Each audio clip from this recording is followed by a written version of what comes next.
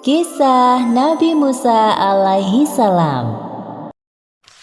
Kisah ini disebutkan dalam Al-Quran, surat Al-Qasas ayat 7 hingga ayat 13. Diceritakan bahwa saat Musa masih bayi, ibu Nabi Musa diperintahkan Allah Subhanahu wa Ta'ala untuk menghanyutkan bayinya ke Sungai Nil. Hingga akhirnya bayi Musa ditemukan oleh keluarga Fir'aun dan diangkat menjadi anak yang kelak saat dewasa menghancurkan kekuasaan Fir'aun.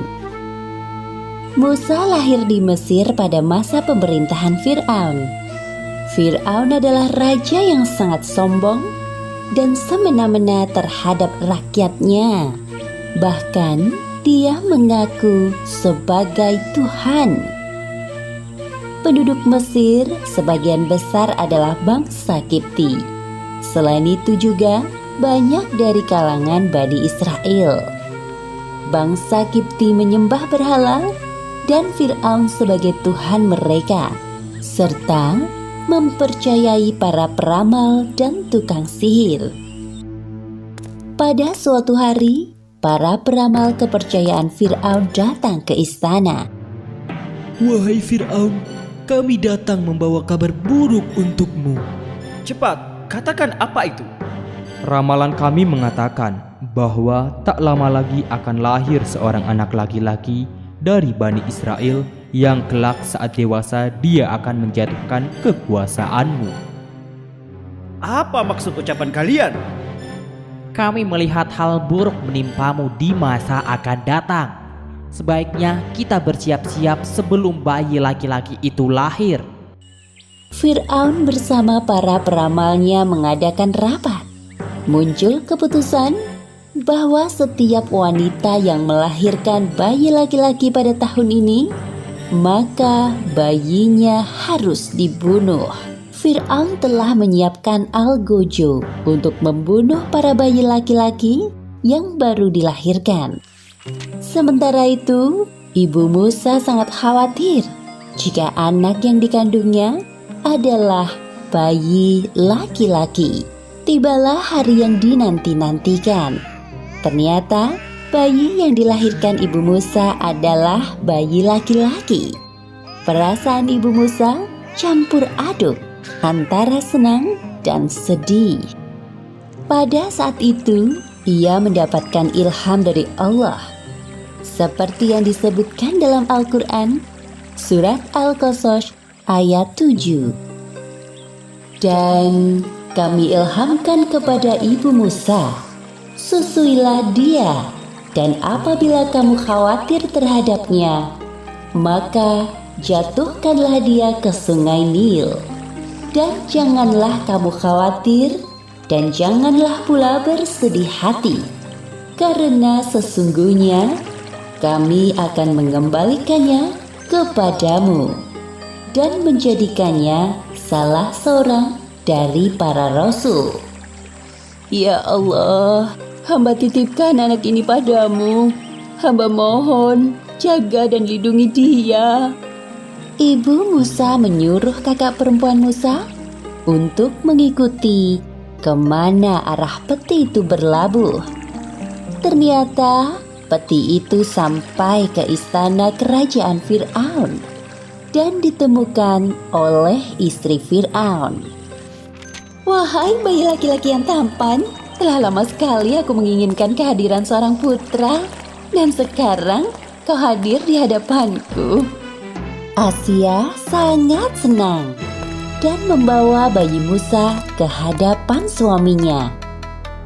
Wahai suamiku tersayang, lihatlah apa yang aku bawa. Bayi siapa itu? Bayi laki-laki ini ditemukan para dayang di sekitar istana.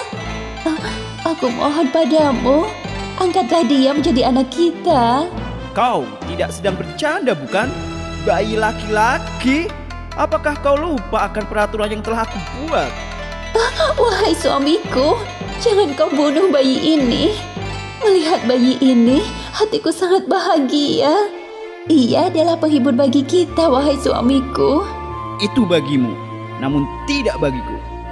Setelah perdebatan yang cukup panjang, akhirnya hati Fir'aun luluh juga saat melihat bayi Musa. Asia sangat senang dan segera mencari ibu susu untuk bayi Musa. Wahai ratu, bayi ini tidak mau menyusu kepada ibu susu manapun. Sepertinya kami harus mencari ke pelosok negeri ini. Oh, baiklah kalau begitu. Laporkanlah padaku jika kalian menemukan wanita itu. Katakan padanya, aku akan berikan hadiah yang sangat banyak. Mendengar kabar tersebut, kakak perempuan Musa menawarkan ibunya kepada dayang istana untuk menyusui bayi laki-laki itu. Ketika para dayang sampai di rumah ibu Musa, ternyata bayi laki-laki itu mau menyusu dengan lahap. Tidak ada yang tahu bahwa sebenarnya wanita ini adalah ibu kandung bayi laki-laki itu.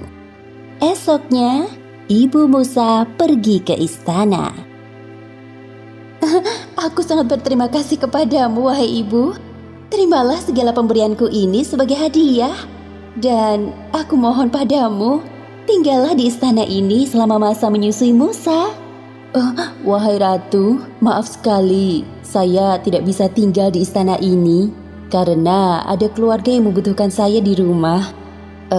Jika diperbolehkan, biarkan bayi ini saya bawa sampai masa persusuan berakhir. Oh, baiklah kalau begitu, tidak ada pilihan lain. Ibu Musa meninggalkan istana bersama bayi Musa dengan perasaan bahagia. Seperti yang disebutkan dalam Al-Quran, surat Al-Qasas ayat 13. Maka kami kembalikan Musa kepada ibunya, supaya senang hatinya dan tidak berduka cita, dan supaya ia mengetahui bahwa janji Allah itu adalah benar. Tetapi kebanyakan manusia tidak mengetahuinya. Setelah masa menyusui Musa berakhir, ibu Musa menyerahkan Musa kecil ke tengah-tengah keluarga Fir'aun. Wahai suamiku, lihatlah Musa. Lucu sekali dia. Tidakkah kau ingin menggendongnya?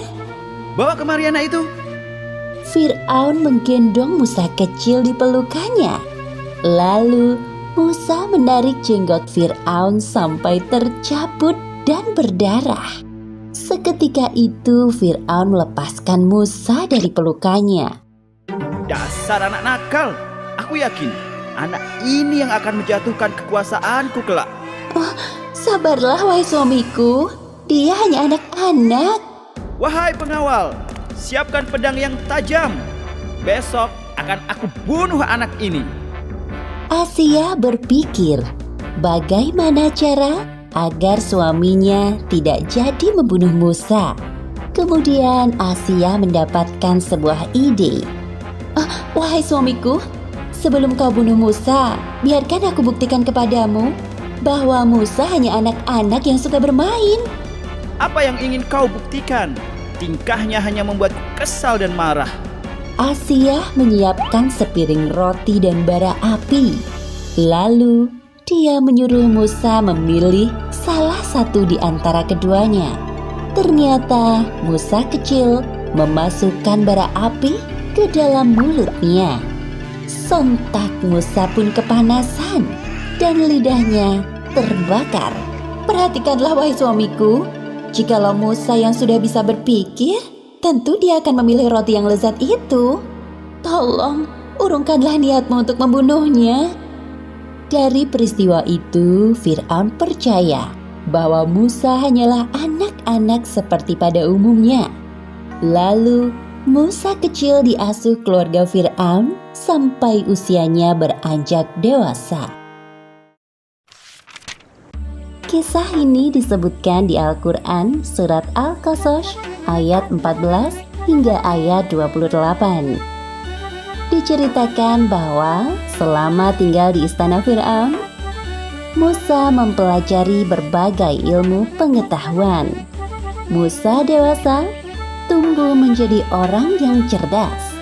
dan tahu bahwa dirinya bukanlah anak Fir'aun, melainkan keturunan dari Bani Israel. Demikianlah cara Allah memberikan pengetahuan kepada Musa yang kelak akan menghancurkan kekuasaan Fir'aun.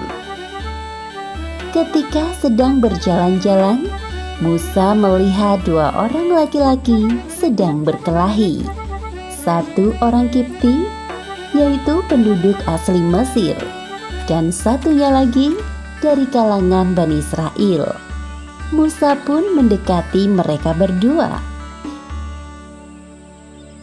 Wahai Musa, tolonglah aku. Musa berniat membantu karena kasihan melihat kaumnya sedang terdesak. Musa meninju wajah orang Kipti dengan sekali pukulan. Tak disangka orang tersebut jatuh dan langsung meninggal dunia. Ya Allah, aku terpengaruh bisikan setan. Tolong ampuni perbuatanku.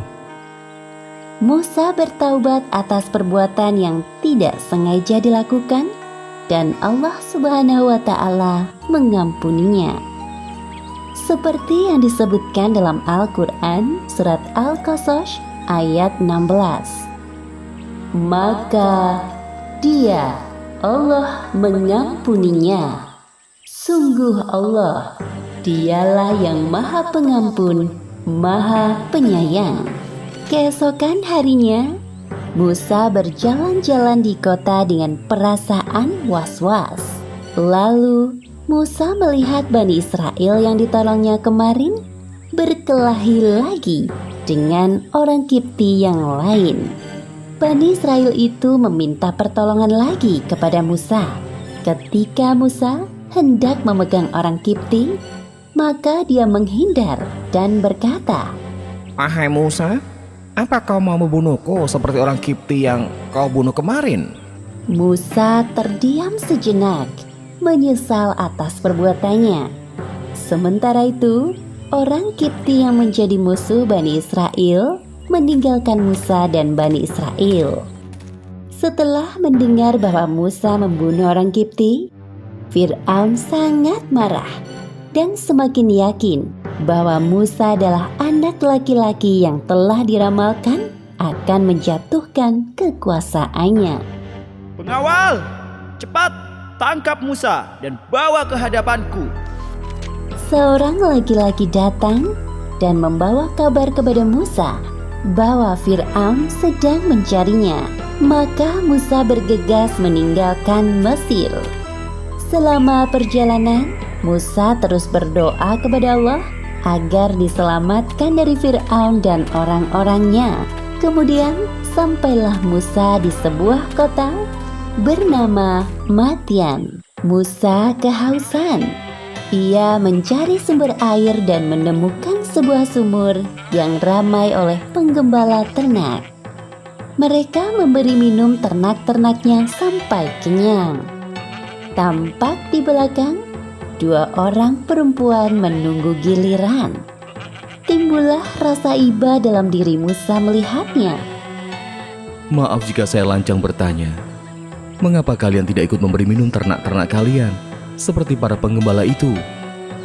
Kami tidak dapat memberi minum ternak-ternak ini sebelum penggembala itu pulang. Aku akan membantu kalian.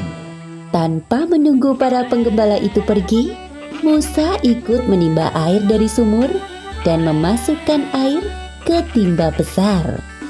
Kemudian Musa memberi minum ternak-ternak itu hingga ternak-ternak itu merasa kenyang.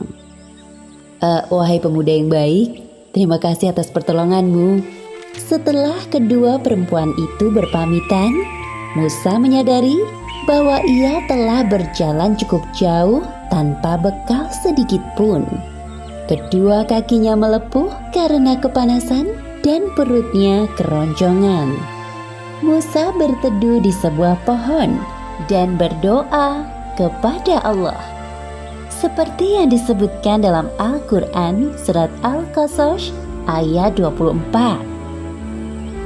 Ya Tuhanku, sesungguhnya aku sangat memerlukan sesuatu kebaikan yang Engkau turunkan kepadaku. Sesampainya di rumah, kedua perempuan itu menceritakan kejadian yang baru terjadi kepada ayahnya. Sang ayah adalah Nabi Syuaib. Kemudian, sang ayah meminta anaknya untuk mengundang Musa untuk makan di rumah mereka. Allah Subhanahu wa Ta'ala menjawab doa Musa melalui perantara dua orang perempuan yang ditolongnya. Musa memperkenalkan diri dengan sopan kepada ayah mereka. Sang ayah bertanya kepada Musa tentang urusannya di Madian. Lalu Musa menceritakan tentang siapa dirinya dan penyebabnya sampai di kota ini. Wahai Musa, janganlah kamu takut dan khawatir. Sesungguhnya Allah telah menyelamatkanmu dari orang-orang yang zalim itu. Wahai ayah, bagaimana jika Musa membantu menggembala ternak-ternak kita? Selain baik, Musa kuat dan dapat dipercaya. Nabi Syuaib mempunyai usulan lain yang lebih baik. Seperti yang disebutkan dalam Al-Quran surat Al-Qasas ayat 27. Sesungguhnya aku bermaksud menikahkan engkau dengan salah seorang dari kedua anak perempuanku ini, atas dasar bahwa engkau bekerja padaku selama 8 tahun. Dan jika engkau cukupkan 10 tahun, maka itu adalah suatu kebaikan darimu. Dan aku tidak bermaksud memberatkan engkau. Insya Allah, engkau akan mendapatiku termasuk orang yang baik. Setelah perjamuan makan berakhir, Musa tinggal dan bekerja di rumah itu, mengurus semua hewan ternak yang jumlahnya sangat banyak. Musa dinikahkan oleh sang ayah dengan salah satu dari anak perempuannya, sesuai dengan kesepakatan mereka.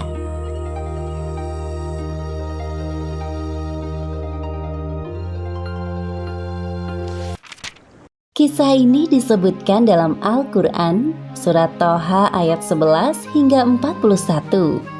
Diceritakan bahwa dalam perjalanannya dari Madian menuju Mesir, Musa berkesempatan untuk berbicara langsung dengan Allah Subhanahu wa Ta'ala di lembah suci Tua.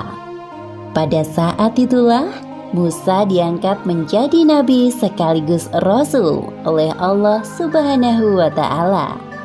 Kurang lebih 10 tahun lamanya Musa hidup di Madian setelah menyelesaikan kesepakatan dan tugas dari ayah mertuanya. Musa beserta keluarganya pergi ke Mesir. Tibalah mereka di sebuah lereng gunung. Langit tampak semakin gelap dan udara terasa dingin. Musa berusaha menghidupkan api untuk penerangan dan penghangat badan. Namun api sulit menyala.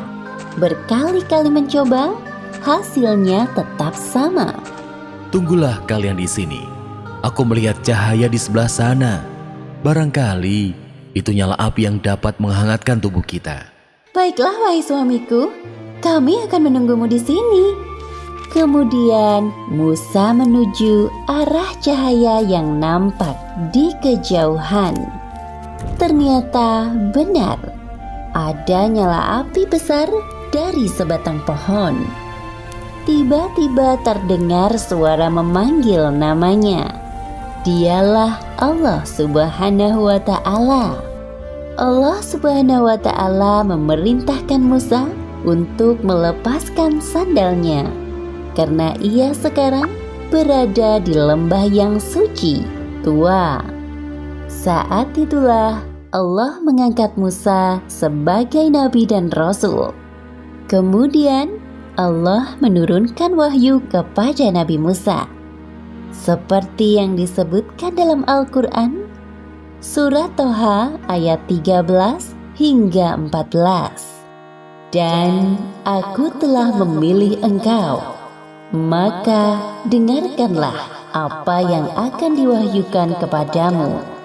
Sungguh, Aku ini Allah, tidak ada Tuhan selain aku. Maka sembahlah aku dan laksanakan sholat untuk mengingat aku. Nabi Musa adalah salah satu nabi yang diberi kelebihan untuk berbicara secara langsung dengan Allah. Seperti yang disebutkan dalam Al-Quran, Surat Toha ayat 17. Dan apakah yang ada di tangan kananmu, wahai Musa? Ini tongkat yang membantu berjalan untuk mencari makanan bagi ternak peliharaan kami dan juga untuk keperluan yang lainnya.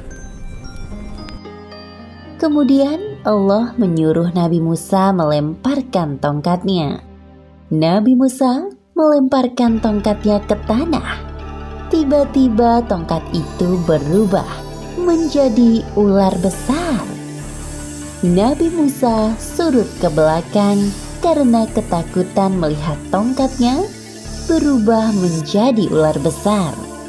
Allah menghibur Nabi Musa yang ketakutan. Seperti firman-Nya dalam Al-Quran, Surat Toha ayat 18. Peganglah ia dan jangan takut.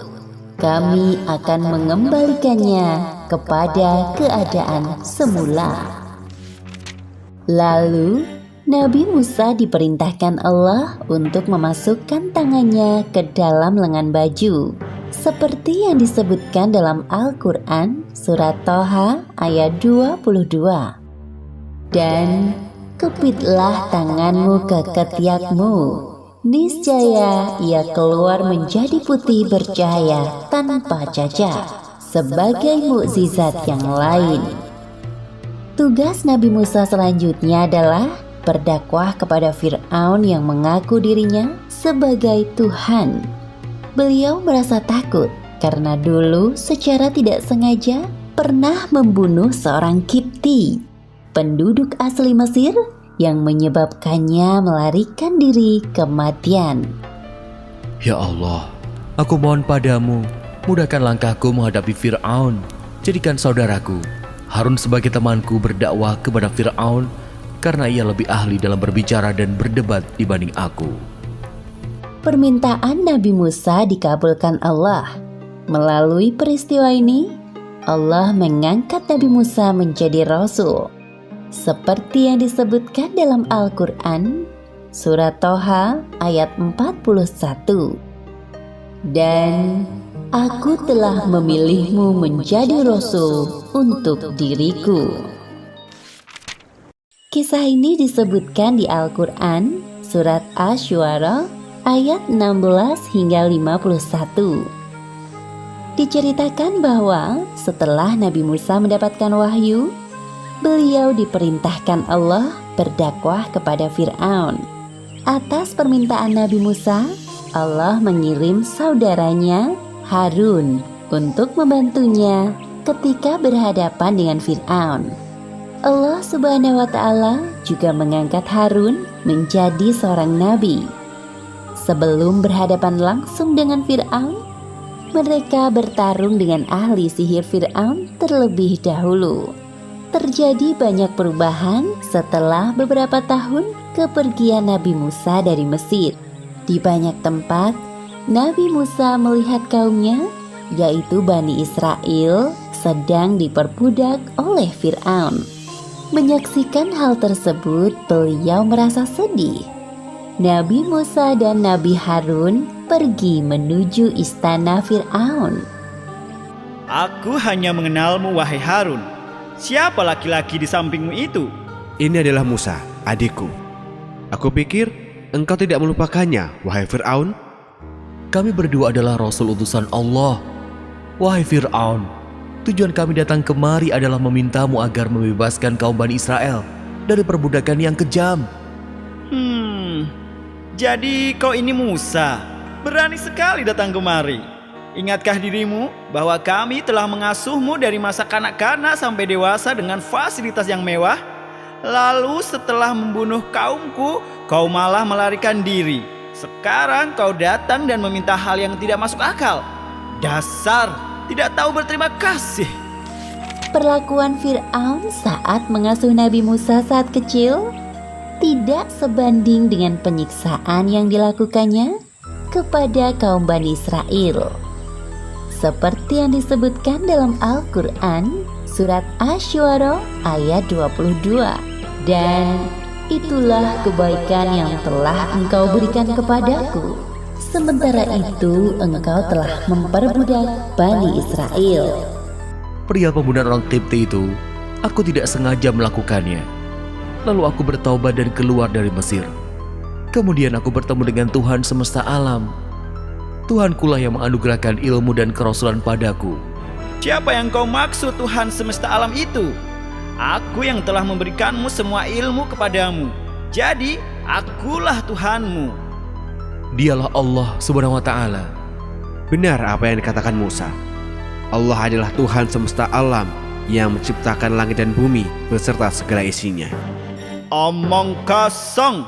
Pandai sekali kalian membual. Wahai Fir'aun, Dia Allah adalah Tuhanmu dan Tuhan nenek moyang kita dahulu. Sungguh, Tuhanmu telah salah dengan mengutus rasul-rasul yang gila seperti kalian. Dia Allah adalah Tuhan penguasa timur dan barat, serta apa yang ada di antara keduanya. Dengarkan baik-baik, wahai Musa dan Harun, jika kalian menyembah Tuhan selain aku, maka penjara tempat kalian selanjutnya. Nabi Musa dan Nabi Harun berdebat dengan santun dan suara yang lembut. Walaupun Fir'aun mengancam akan memasukkan keduanya ke dalam penjara, tidak ada rasa takut sedikit pun, karena mereka yakin selalu berada dalam lindungan Allah Subhanahu wa Ta'ala. Wahai Fir'aun, apakah engkau akan tetap memenjara kami jika aku perlihatkan bukti-bukti kerasulanku? Baiklah, tunjukkan kepada kita semua yang ada di ruangan ini. Semua orang menunggu apa yang akan dilakukan oleh Nabi Musa. Nabi Musa melemparkan tongkatnya, dan tiba-tiba tongkat itu berubah menjadi ular yang besar. Semua orang yang melihat merasa ketakutan. Hah? Wah, menakutkan sekali.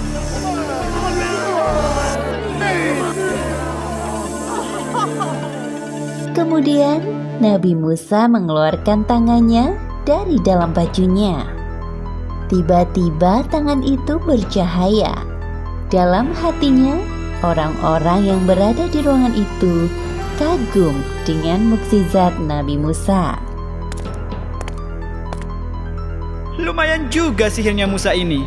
Aku yakin kedatangan Musa kali ini ingin menghancurkanmu dengan sihirnya. Lalu apa rencanamu, wahai Fir'aun?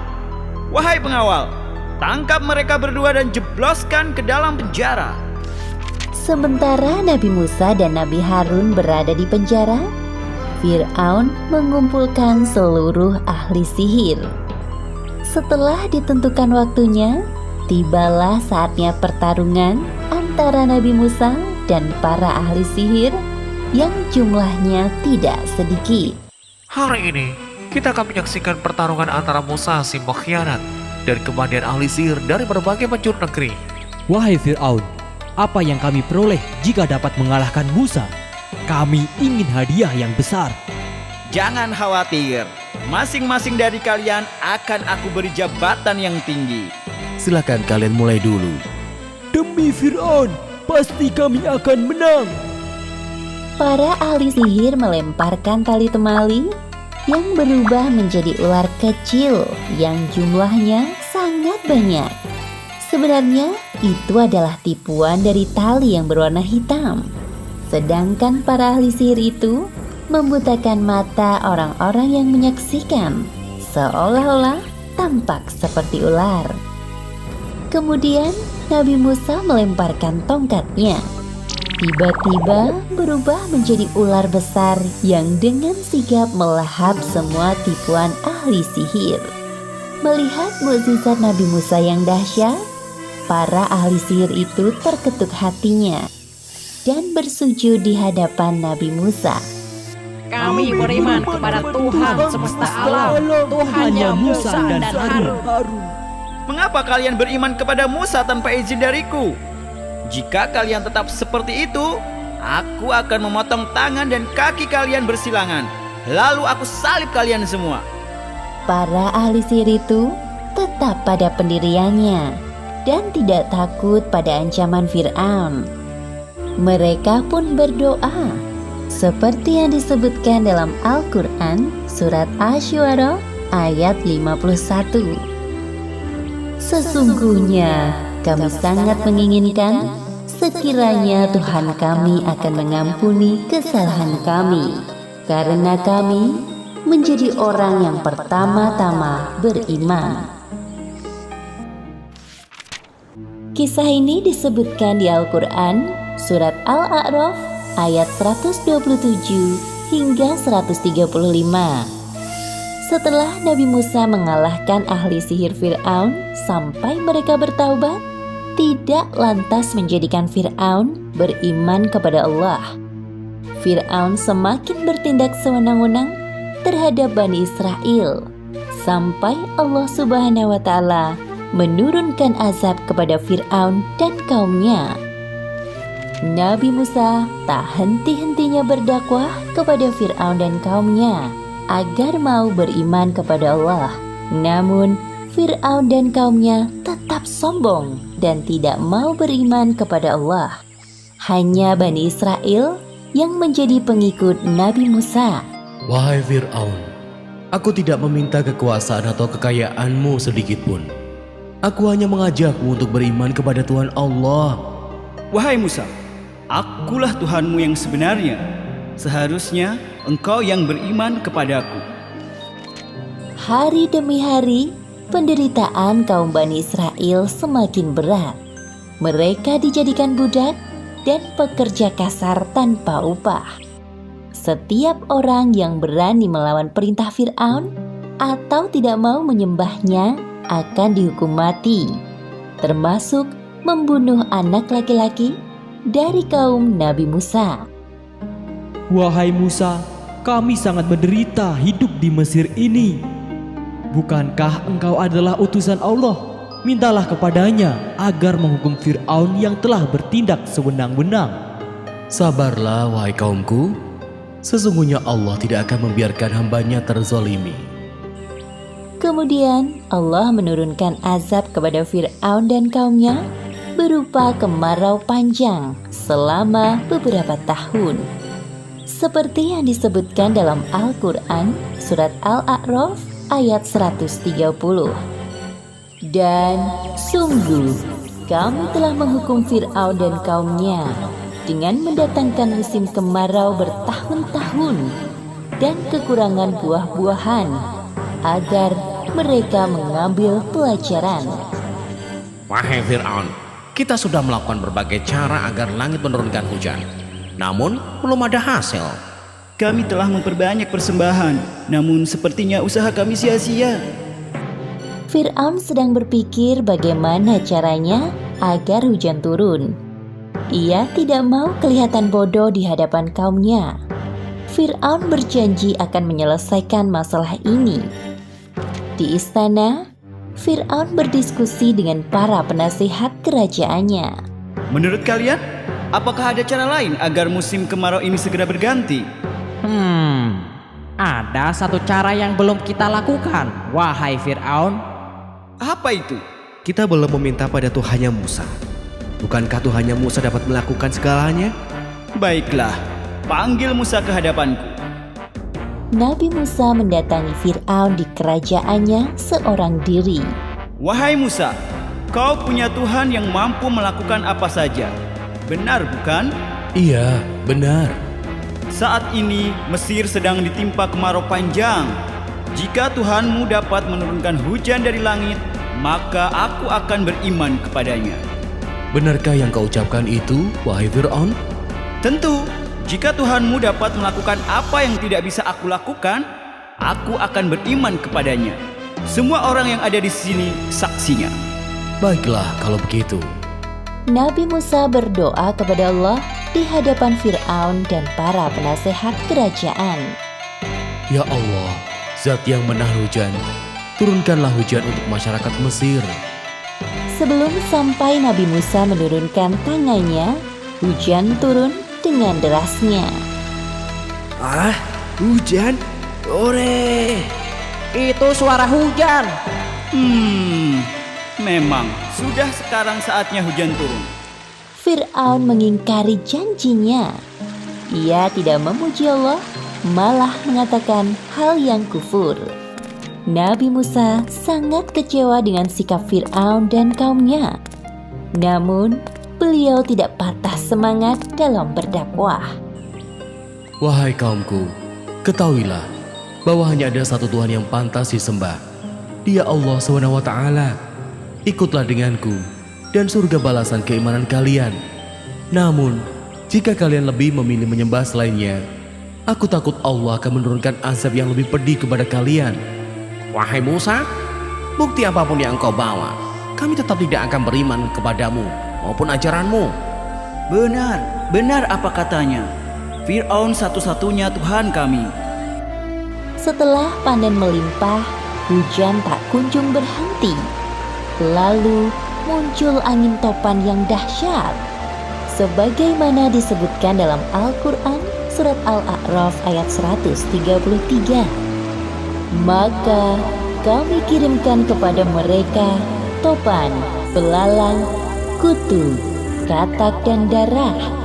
Air minum berubah menjadi darah sebagai bukti-bukti yang jelas. Tetapi mereka tetap menyombongkan diri dan mereka adalah kaum yang berdosa. Wahai Musa, mintalah kepada Tuhanmu agar Dia, Allah, menghentikan hujan ini. Kami berjanji akan beriman kepada Tuhanmu. Kemudian Nabi Musa berdoa kepada Allah dan hujan pun berhenti. Kemudian Allah juga menumbuhkan tanaman dan buah-buahan di kebun mereka.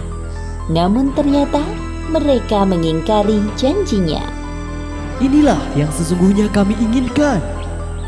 Beberapa hari berikutnya, Allah mengirimkan belalang di kebun-kebun mereka hingga semua tanamannya mati.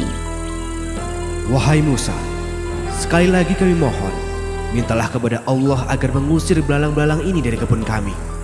Maka kami akan beriman kepada Allah dan membiarkan Bani Israel pergi bersamamu. Kami bersungguh-sungguh. Nabi Musa kembali berdoa kepada Allah. Setelah Allah menghilangkan belalang di kebun mereka mengingkari janjinya lagi. Kejadian itu terulang sampai Allah menurunkan kutu-kutu pada hasil panen mereka. Katak-katak yang memenuhi rumah-rumah mereka hingga air yang berubah menjadi darah. Akibatnya, mereka hampir mati kehausan karena tidak minum. Setelah mereka putus asa, mereka menghadap Fir'aun. Wahai Fir'aun, lihatlah keadaan kami ini. Kami sungguh menderita karena ulah Musa. Ketahuilah bahwa ini semua adalah sihir Musa. Kemudian Fir'aun mendatangi Nabi Musa dan kembali melakukan tipu dayanya. Wahai Musa, jika Tuhanmu mau mencabut semua penderitaan kami, pasti aku dan kaumku mau beriman kepadanya. Aku juga membebaskan Bani Israel dari perbudakan dan membiarkan mereka ikut bersamamu. Mendengar penawaran Fir'aun, Nabi Musa pun kembali berdoa kepada Allah. Ya Allah, ya Tuhanku, untuk yang terakhir kalinya, hamba mohon agar engkau mencabut semua azab pada Fir'aun dan kaumnya. Dalam sekejap, Allah mengabulkan doa Nabi Musa. Namun malangnya, hal yang sama kembali terjadi. Fir'aun dan pengikutnya tidak bersungguh-sungguh bertaubat. Nabi Musa merasa sangat sedih karena usahanya selama ini sia-sia. Kisah ini disebutkan beberapa kali di Al-Quran. Salah satunya ada di dalam surat Asy-Syu'ara ayat 52 hingga 68. Setelah berkali-kali Fir'aun ingkar janji kepada Nabi Musa, maka Allah memerintahkan Nabi Musa dan Bani Israel agar segera meninggalkan Mesir. Namun Fir'aun dan bala tentaranya mengejar mereka sampai ke Laut Merah. Mesir kembali ramai dengan aktivitas masyarakatnya. seperti sebelum turunnya azab dari Allah. Sebenarnya setelah kejadian azab itu, kaum Kipti meragukan ketuhanan Fir'aun dan mulai percaya kepada Tuhannya Musa. Namun Fir'aun dengan segala kuasanya menghasut pikiran mereka. Wahai kaumku, lihatlah perubahan yang terjadi pada Mesir sekarang. Semua ini tidak akan terjadi tanpa campur tangan ketuhananku. Buktinya, walaupun musibah datang secara bertubi-tubi, tanah pertanian kita tambah subur, sungai-sungai tidak pernah kering, dan pastinya buah-buahan makin melimpah. Orang-orang membenarkan ucapan Fir'aun dalam hati mereka. Lain halnya dengan kondisi kaum Nabi Musa. Bani Israel semakin tersiksa oleh perbudakan yang dilakukan kaum Kipti. Akhirnya, mereka berduyun-duyun mendatangi Nabi Musa. Wahai Musa, kami sudah tidak tahan lagi hidup di sini. Apakah sebaiknya kita pergi saja dari Mesir? Ya, aku setuju. Kita pergi saja dari sini. Bersabarlah wahai kaumku. Kemudian Nabi Musa berdoa kepada Allah agar diberikan solusi atas permasalahan kaumnya. Seperti yang disebutkan dalam Al-Quran surat Asy-Syu'ara ayat 52. Dan kami wahyukan, perintahkan kepada Musa, pergilah pada malam hari dengan hamba-hambaku, Bani Israel, sebab pasti kamu akan dikejar. Malam harinya, Nabi Musa dan Bani Israel pergi meninggalkan Mesir secara sembunyi-sembunyi. Waktu malam dipilih agar kepergian mereka tidak terlihat oleh kaum Kipti dan orang-orangnya Fir'aun. Keesokan harinya, kabar tentang kepergian Musa dan para pengikutnya sampai juga ke telinga Fir'aun. Seenaknya saja mereka melarikan diri dariku. Wahai pengawal, siapkan pasukan untuk mengejar Musa dan Bani Israel. Aku yakin mereka belum pergi terlalu jauh. Lagi pula, jumlah Bani Israel tidak banyak. Tidak sulit bagi kita mengejarnya. Siap, Baginda. Setelah semua disiapkan, Fir'aun dan pasukannya menyusul Nabi Musa dan Bani Israel dengan menunggangi kuda dan peralatan perang yang hebat. Ketika Nabi Musa dan pengikutnya sampai di tepi laut, perjalanan mereka terhenti. Wahai Musa, sekarang bagaimana ini? Di depan kita terbentang lautan luas. Tanpa perahu, kita tidak bisa menyeberangi laut ini. Kami takut kalau Fir'aun dan pasukannya menyadari kepergian kita dan menyusul kita. Aduh, bagaimana ini wahai Musa? Wahai kaumku, sekali-kali kita tidak akan tersusul. Sesungguhnya Tuhanku besertaku. Kelak dia akan memberi petunjuk kepadaku. Seperti yang disebutkan dalam Al-Quran surat Asy-Syu'ara ayat 62. Lalu kami wahyukan kepada Musa, pukullah laut itu dengan tongkatmu. Maka terbelahlah lautan itu, dan setiap belahan seperti gunung yang besar. Lalu Nabi Musa memukulkan tongkatnya ke laut. Seketika itu lautan terbelah menjadi dua. Di tengah-tengahnya terhampar jalan panjang untuk melintas. Masya Allah. Masya Allah. Ayo, kita segera bergegas. Baik. Ayo, cepat. Fir'aun dan para pengikutnya sampai ke tepi Laut Merah. Mereka takjub melihat pemandangan laut yang aneh. Wah, apa ini? Belum pernah aku melihat hal seperti ini sebelumnya. Sihir apa ini hingga membelah lautan? Mereka melewati jalan ini. Ayo kita kejar. Ayo maju pasukan. Ketika Fir'aun dan pasukannya sampai di tengah perjalanan mengejar Musa, tampak Musa dan kaumnya. Lihat, itu Bani Israel. Aku melihatnya. Namun, atas izin Allah, tiba-tiba jalan yang terbentang di antara dua laut itu kembali berubah menjadi laut. Allah menyelamatkan Nabi Musa dan Bani Israel, sedangkan Fir'aun dan pasukannya tenggelam di lautan. Sebelum mati tenggelam, Fir'aun menyadari kesalahannya. Ya Allah, sesungguhnya aku percaya tidak ada Tuhan selain Engkau, Tuhannya Musa dan Bani Israel.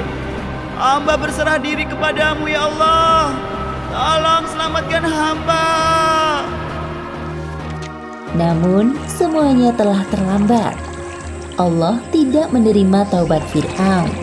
Seperti yang disebutkan dalam Al-Quran, surat Yunus ayat 91.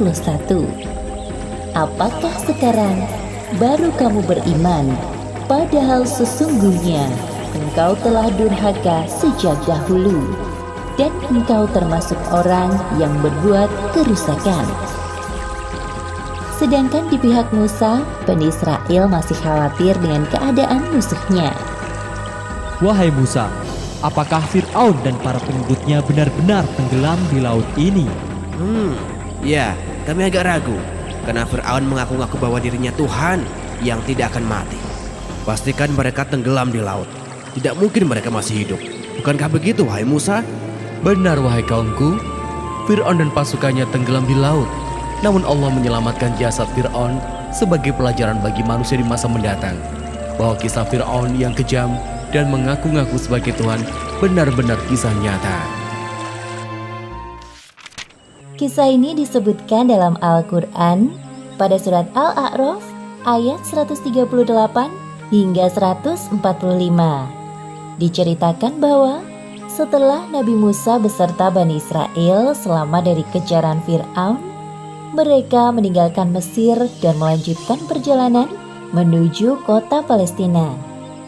Di tengah perjalanan, tibalah Nabi Musa dan Bani Israel di suatu pemukiman penduduk.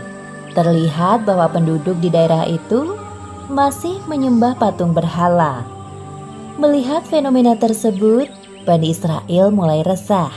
Mereka pun mengungkapkan keresahannya kepada Nabi Musa.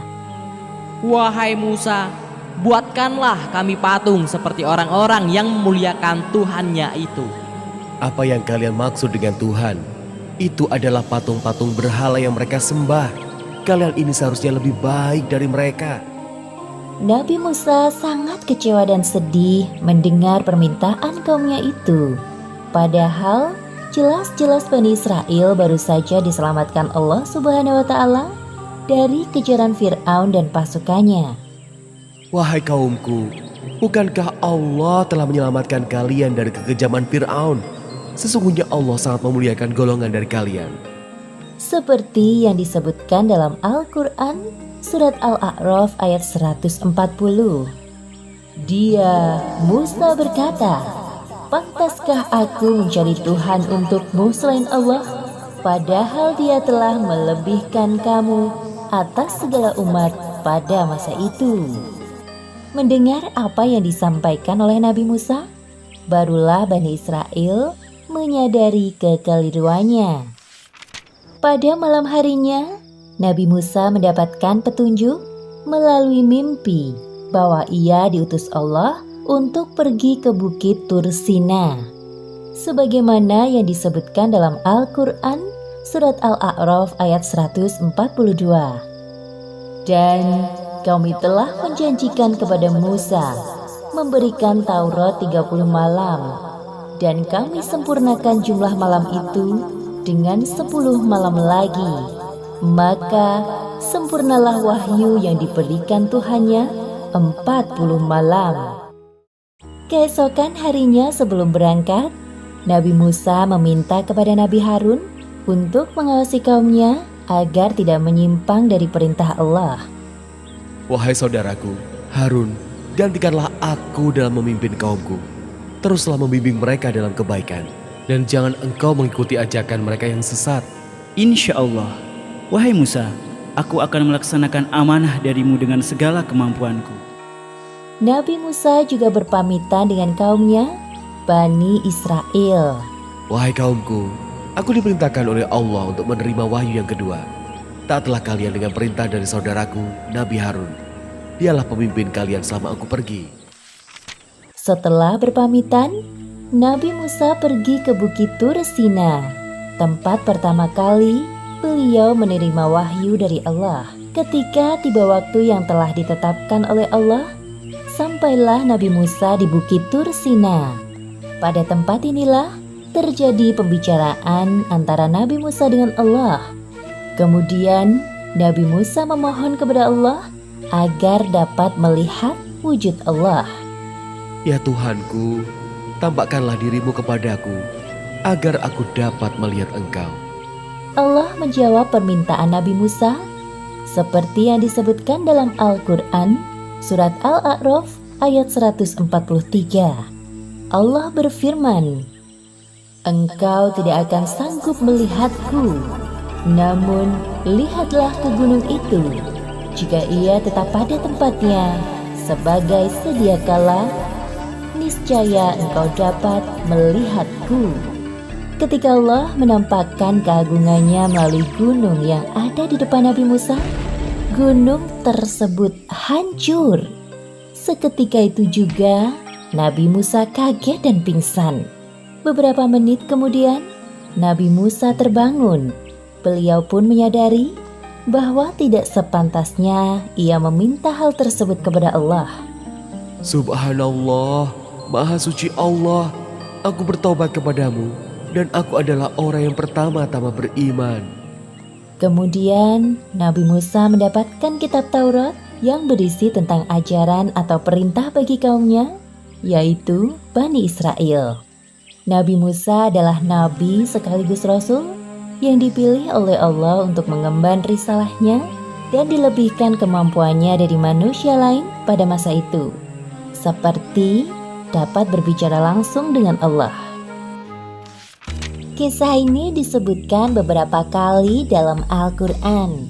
Di antaranya dalam surat Toha ayat 85 hingga 98 dan surat Al-A'raf ayat 148 hingga 153. Ketika Nabi Musa menerima kitab Taurat di Gunung Tur Sina, Allah menguji keimanan Bani Israel dengan patung anak sapi.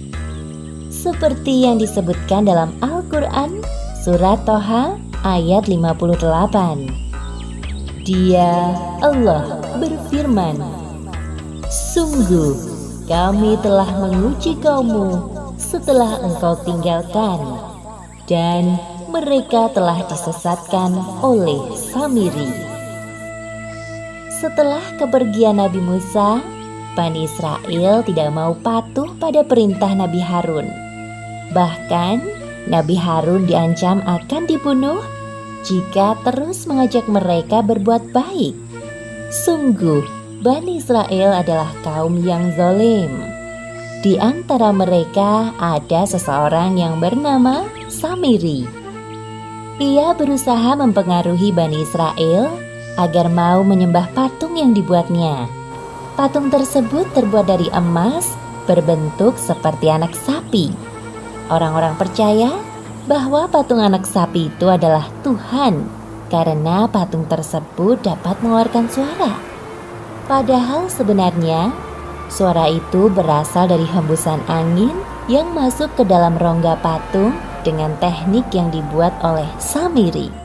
Nabi Harun geram melihat kesesatan yang dilakukan Samiri dan Bani Israel lainnya.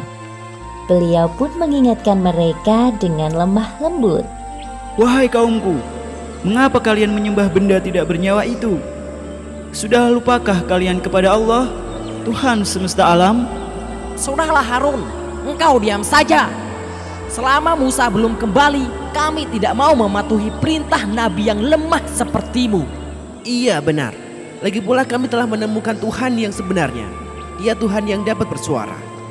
Astagfirullahaladzim.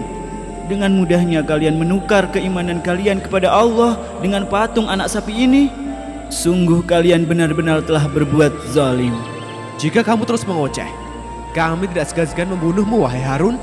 Andai Musa mengetahui kesesatan ini, pasti dia akan murka kepada kalian.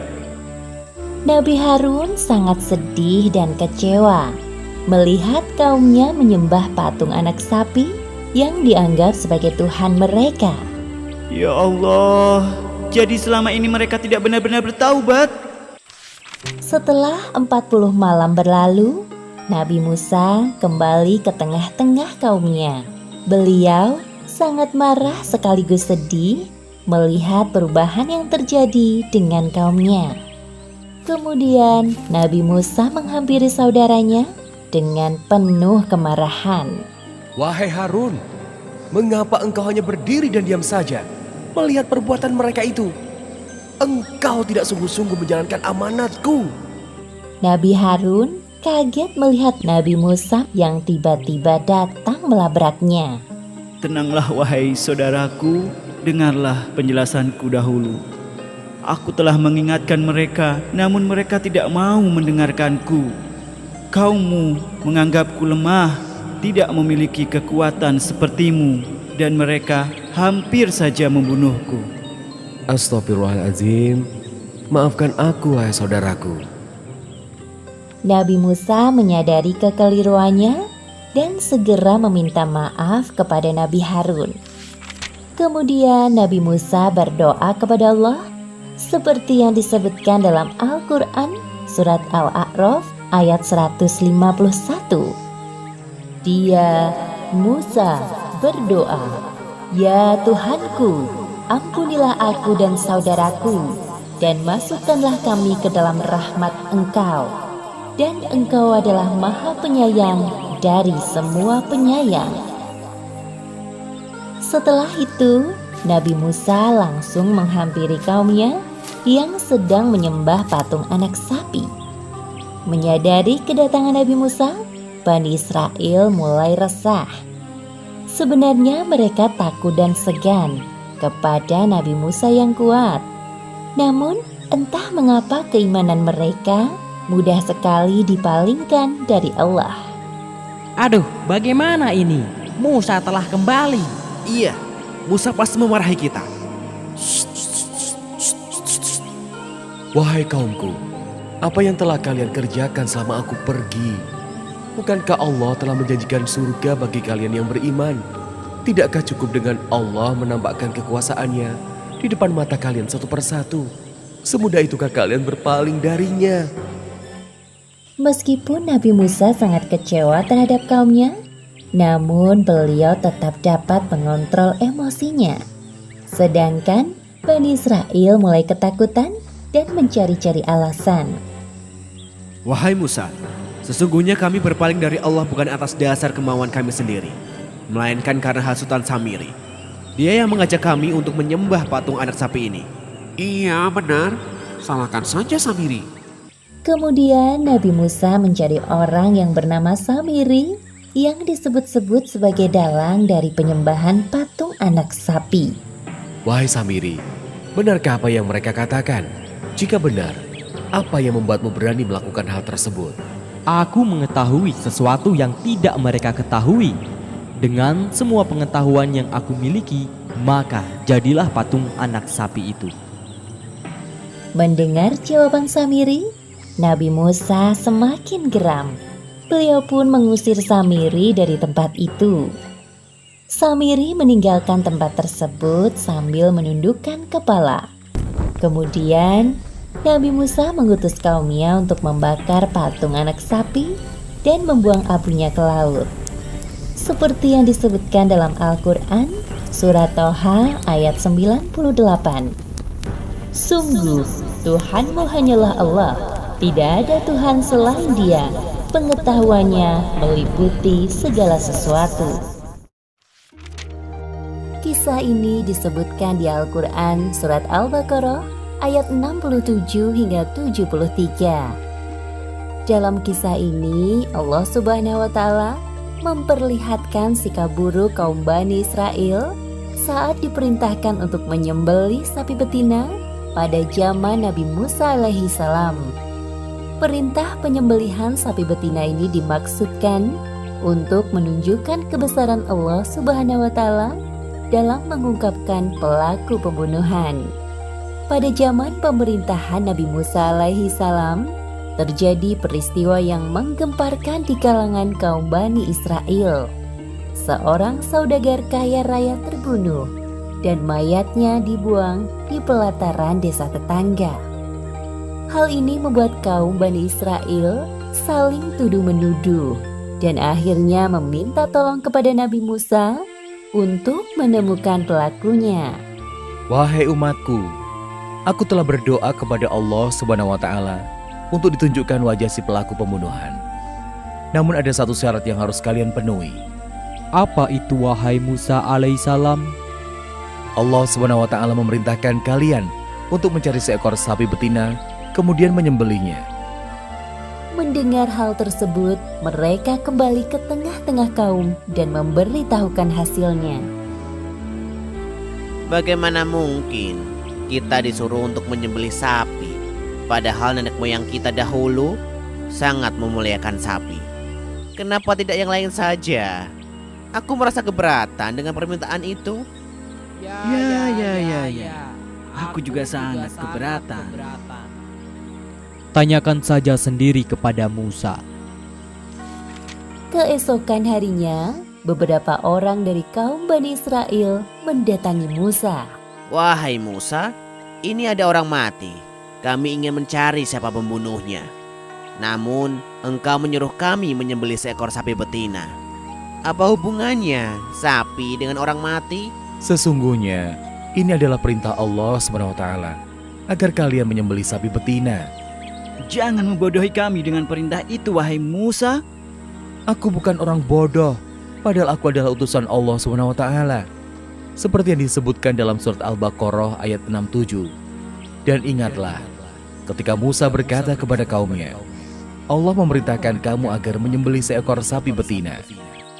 Hal ini menunjukkan sikap buruk kaum Bani Israel, yaitu suka membantah saat mendapat perintah dari Allah Subhanahu wa Ta'ala. Wahai Musa, apabila itu benar yang diperintahkan Tuhanmu untuk kami, mohonkan kepada Allah agar menjelaskan ciri-ciri sapi itu, yang tua atau yang muda atau yang bagaimana. Allah Subhanahu wa Ta'ala mengatakan bahwa sapi betina itu tidak tua dan tidak muda, tetapi pertengahan antara itu. Maka carilah sapi betina itu. Kaum Bani Israel itu pulang dan kembali lagi keesokan harinya menghadap Nabi Musa. Wahai Musa, kami masih belum paham perihal sapi itu. Mintalah kepada Allah untuk menunjukkan warna sapi betina itu agar kami mudah mencarinya. Allah Subhanahu wa Ta'ala mengatakan bahwa sapi betina itu yang kuning warnanya dan menyenangkan pandangan orang yang melihat. Hal yang sama berulang terjadi di hari berikutnya. Mereka kembali mendatangi Nabi Musa. Maafkan kami, wahai Musa. Sekali lagi mohonkan kepada Allah untuk menjelaskan tentang sapi betina itu. Insya Allah, jika Allah menghendaki, kami akan mudah mendapatkan sapi betina yang dimaksud. Allah Subhanahu wa Ta'ala mengatakan bahwa sapi itu adalah sapi betina yang belum pernah dipakai untuk membajak tanah dan mengairi tanaman. Tubuhnya sehat dan tidak ada belang sedikit pun. Nah, sekarang barulah kami mengerti perihal sapi betina itu. Tak jauh dari perkampungan Bani Israel, hiduplah seorang pemuda soleh bersama ibunya di sebuah rumah sederhana. Ayah pemuda soleh itu sudah tiada dan meninggalkan seekor sapi betina. Sapi ini sangat mirip dengan sapi yang dicari oleh kaum Bani Israel. Nak, untuk makan kita besok, tolong kau jual sapi peninggalan ayahmu ke pasar. Jika ada yang memberikan emas sepenuh kulit sapi kita, ibu redo melepaskannya. Baiklah, Bu. Besok aku pergi ke pasar untuk menjual sapi itu. Keesokan harinya, pemuda saleh itu pergi ke pasar membawa sapi betina. Hal itu diketahui Bani Israel yang lewat di pasar. Mereka segera mendatangi pemuda itu. Wahai anak muda, apakah kau hendak menjual sapi betina ini?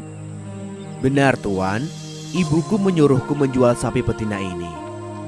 Berapa harga yang ibumu minta untuk sapi ini? Tuan bisa membelinya dengan emas sepenuh kulit sapi ini agar ibuku ridho melepaskan sapi betina ini. Ketiga orang dari kaum Bani Israel ini berdiskusi dan memperhatikan sapi betina yang ciri-cirinya sangat mirip dengan sapi yang mereka cari. Baiklah, ini sekantong emas yang kau minta. Terima kasih Tuan.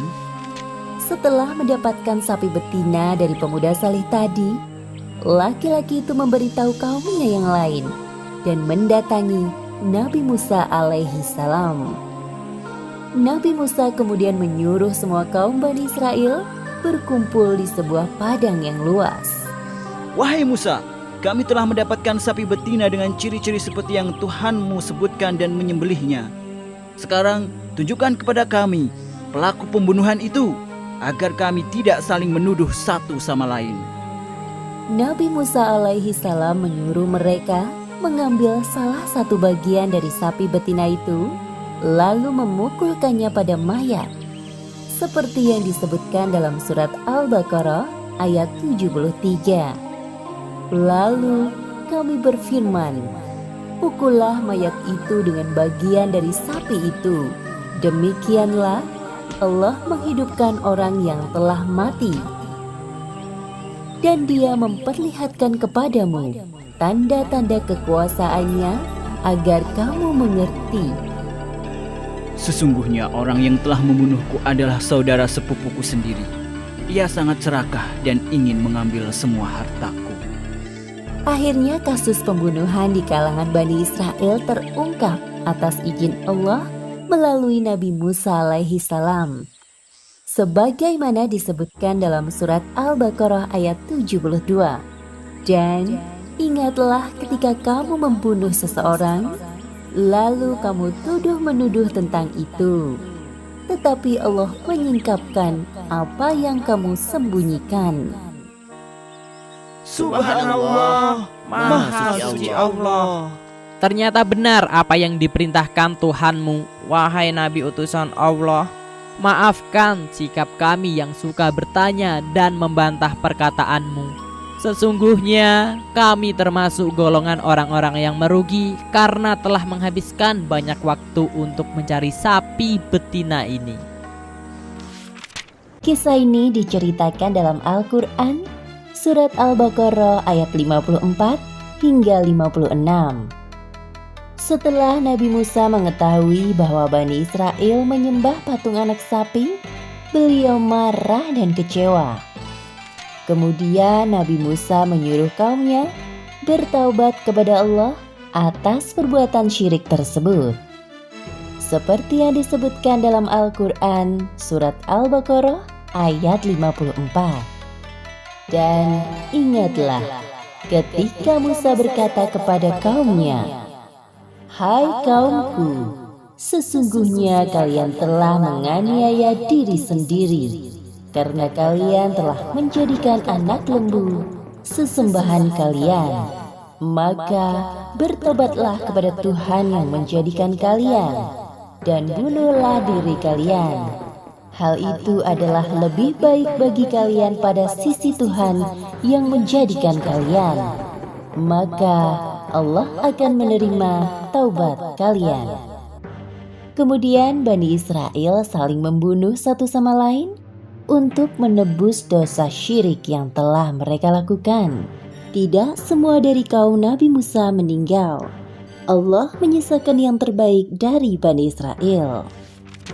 Setelah itu, Nabi Musa, Nabi Harun dan kaumnya yang tersisa melanjutkan perjalanan. Tibalah mereka di suatu bukit. Pada saat itulah Nabi Musa hendak bermunajat kepada Allah.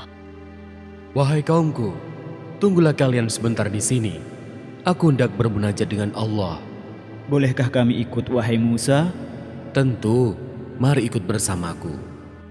Namun, Bani Israel tidak dapat menyaksikan pembicaraan antara Allah dan Nabi Musa karena ada tabir atau pemisah di antara Nabi Musa dan kaumnya.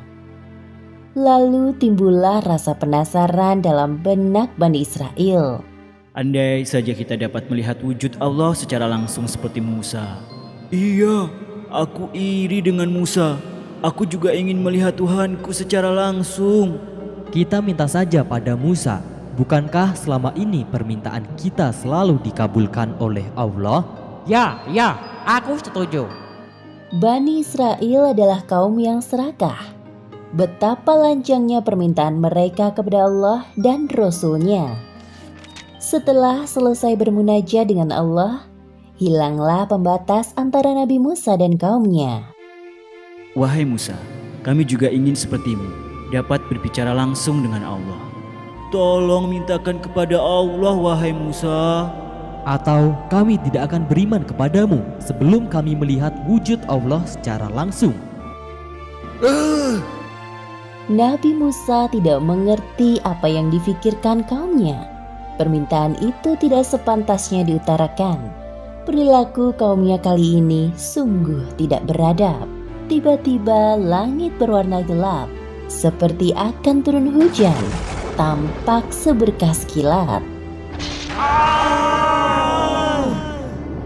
Seperti yang disebutkan dalam Al-Quran, surat Al-Baqarah ayat 55. Dan ingatlah ketika kamu berkata, wahai Musa, kami tidak akan beriman kepadamu sebelum kami melihat Allah dengan jelas. Maka halilintar menyambarmu, sedang kamu menyaksikan. Bani Israel meninggal seketika itu juga tersambar halilintar. Nabi Musa dan Nabi Harun kaget menyaksikan peristiwa tersebut. Mereka berdua sedih melihat azab yang menimpa kaumnya. Ya Allah, hamba mohon hidupkanlah kembali mereka dan terimalah taubat mereka. Hamba tidak ingin mereka yang sudah baik kembali menyimpang. Peristiwa ini menunjukkan Nabi Musa memiliki sifat penyayang dan sabar menghadapi kaumnya. Nabi Musa pasrah berdoa kepada Allah, lalu Allah mengabulkan doanya. Sungguh Allah Maha Pengampun, seperti yang disebutkan dalam Al-Quran surat Al-Baqarah ayat 56. Kemudian kami membangkitkan kamu setelah mati, agar kamu bersyukur. Bani Israel yang tersambar halilintar akhirnya dihidupkan kembali oleh Allah. Mereka menyadari kekhilafannya kepada Nabi Musa dan kembali bertaubat kepada Allah. Kisah ini disebutkan dalam Al-Quran, surat Al-Baqarah ayat 57 hingga 61, dan surat Al-Maidah ayat 21 hingga 26. Pada cerita sebelumnya, Bani Israel tersambar halilintar akibat kelancangan mereka. Setelah dihidupkan kembali oleh Allah dan bertaubat, mereka bersama-sama dengan Nabi Musa dan Nabi Harun melanjutkan perjalanan menuju Palestina. Nabi Musa, Nabi Harun dan Bani Israel berjalan menyusuri padang yang tandus. Saat itu, matahari bersinar terik. Namun anehnya, Nabi Musa dan kaumnya tidak merasa kepanasan. Inilah salah satu kenikmatan yang diberikan Allah kepada kaum Bani Israel. Aneh sekali ya, sedari tadi awan itu terus menaungi perjalanan kita, sehingga kita sama sekali tidak merasa kepanasan. Iya, benar. Aku juga merasa begitu. Wahai kaumku, sesungguhnya inilah nikmat Allah kepada kalian. Setelah berjalan cukup jauh, Bani Israel merasa lapar. Wahai Musa, sebenarnya sejak tadi kami menahan lapar. Suara perut siapa itu? Tidak ada yang mengaku. Nabi Musa tersenyum mendengar keributan kecil yang diperbuat kaumnya. Kemudian beliau berdoa kepada Allah agar memberi makanan untuk kaumnya, seperti yang disebutkan dalam Al-Quran surat Al-Baqarah ayat 57. Kami menurunkan kepadamu mana dan salwa. Makanlah makanan yang baik-baik dari rejeki yang telah kami berikan kepadamu. Bani Israel sangat bersemangat makan, dan wajah mereka berbinar-binar karena menikmati kelezatannya. Wah, lezat sekali makanan ini, wahai Musa. Iya benar, baru pertama kali ini kami memakannya. Semua makanan ini berasal dari Allah. Jangan lupa kalian bersyukur kepadanya. Kami telah kenyang, wahai Musa, namun sekarang kami kehausan. Nabi Musa memohon air untuk kaumnya kepada Allah.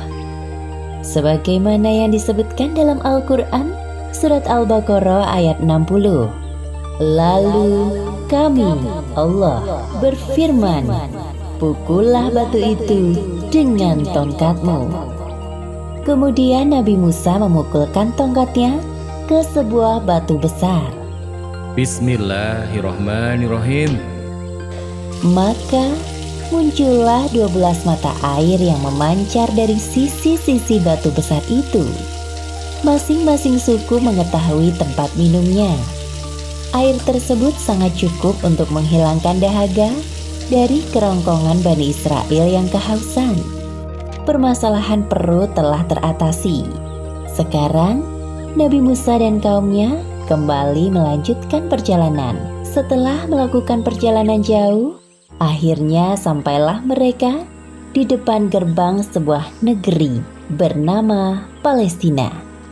Sebelum memasukinya, Nabi Musa berpesan kepada kaumnya, Wahai kaumku, Allah telah memerintahkan kita untuk menempati suatu negeri yang diberkahi, yaitu Palestina. Namun sebelumnya kita harus berperang melawan musuh yang menguasai negeri itu terlebih dahulu. Mendengar perintah Nabi Musa, Bani Israel tampak ketakutan. Mereka saling berpandangan satu sama lain. Wahai Musa, kami sangat takut untuk berperang. Apalagi kami dengar penguasa negeri itu kuat dan kejam. Tampak dua orang laki-laki, yaitu Yusya dan Kalab, dari golongan yang bertakwa di antara mereka, angkat bicara. Mari kita serbu musuh dari pintu gerbang yang itu. Jika kita memasukinya, pasti kita akan menang. Hanya pada Allah kita berserah diri. Wahai Musa, sampai kapanpun kami tidak akan mau masuk ke dalam negeri itu selama masih ada penguasa kejam di dalamnya. Kenapa tidak kalian saja yang masuk ke sana, lalu mengalahkan musuh-musuh itu? Kami akan menunggu saja di sini, karena kami sungguh takut. Bani Israel benar-benar telah melampaui batas. Padahal Allah telah memuliakan mereka dengan memberikan segala macam kenikmatan. Nabi Musa marah dan kecewa dengan sikap kaumnya. Kemudian beliau berdoa kepada Allah agar dijauhkan dari kaumnya yang membangkang. Seperti dalam surat Al-Maidah ayat 25. Berkata Musa, "Ya Tuhanku, aku tidak menguasai kecuali diriku sendiri dan saudaraku. Sebab itu, pisahkanlah antara kami dengan orang-orang yang fasik itu." Kemudian Allah menjawab doa Nabi Musa seperti yang disebutkan dalam Al-Quran, surat Al-Maidah ayat 26. Allah berfirman, "Jika demikian, maka negeri itu terlarang buat mereka selama 40 tahun. Selama itu, mereka akan mengembara kebingungan di bumi." Inilah hukuman Allah kepada Bani Israel yang tidak mau menjalankan perintahnya. Selama 40 tahun lamanya, mereka hidup di sekitar padang pasir bebatuan, sampai generasi penakut ini meninggal dan digantikan generasi selanjutnya yang pemberani. Kemudian generasi yang pemberani ini berperang melawan musuh di negeri Palestina di bawah pimpinan Nabi Yusya setelah wafatnya Nabi Musa. Assalamualaikum. Kalau teman-teman belum subscribe, yuk klik tombol subscribe warna merah. Gratis loh. Jangan lupa klik juga gambar loncengnya ya, supaya teman-teman bisa tahu video-video baru